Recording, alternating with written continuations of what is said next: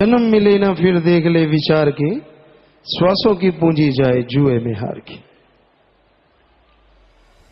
मनुष्य जन्म ऐसा तो है नहीं कि इसे बार बार पाया जा सके। जैसे आपके कपड़े फट जाते हैं, धूल दूषित हो जाते हैं, आप चेंज कर लेते हैं, बदल लेते हैं, तो गम आता है कि चलो खराब हो गए, फट गए, लेकिन साथ में यह भी होता है कि दूसरे कपड़े मिल जाएंगे।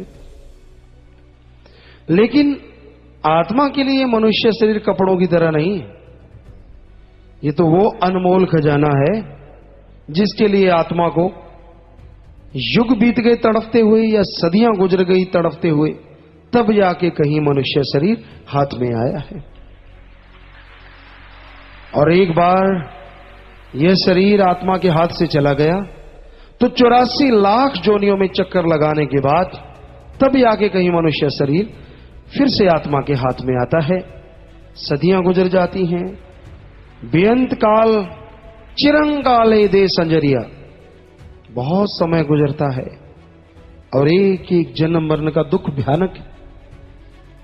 मनुष्य शरीर का जो वर्णन मिलता है कि जन्म के समय आत्मा को बड़ा कष्ट उठाना पड़ता है।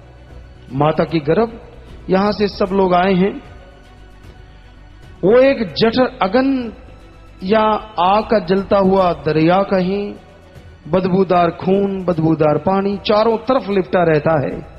तड़पती हुई जीवात्मा, व्याकुल जीवात्मा मालिक को याद करती है। शरीर का निर्माण होता है तो तड़पती है, व्याकुल होती है, मालिक से दुआएं करती है कि कब बाहर आऊं। बेहद दुख उठाना पड़ता है। और मरने का दुख वो भी बड़ा भयानक है। अलग अलग धर्मों में अलग अलग बयान मिलता है।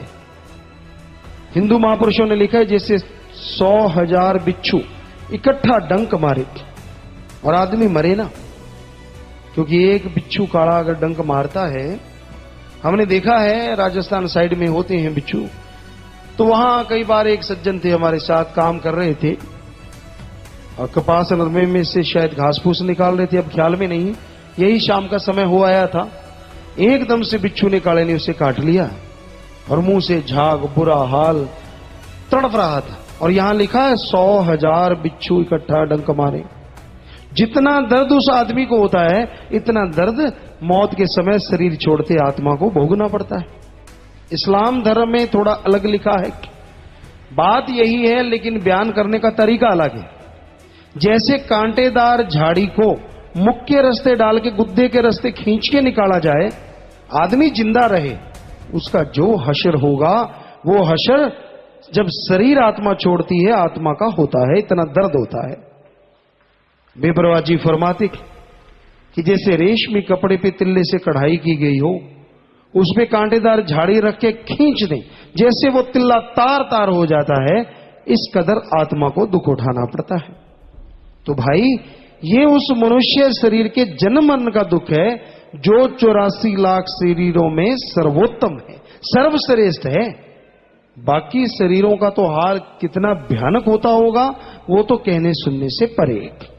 जैसे अपने घास को ले लीजिए, घास को देखते हैं, कितनी गाड़ियां उसके ऊपर चलती हैं, कितने लोग उसे दलते रहते हैं, और एक घास होता है गांठ वाला, जिसकी गांठ कहते 12 साल बाद भी लग जाए तो वो दोबारा जिंदा हो जाता है। यानी आत्मा इतने साल उसमें मर्त पर आए, 99.9% कोमा में रहती है। इतना दर्द, इतना भयानक उसको तकलीफ रहती है, उसमें एहसास होता रहता है।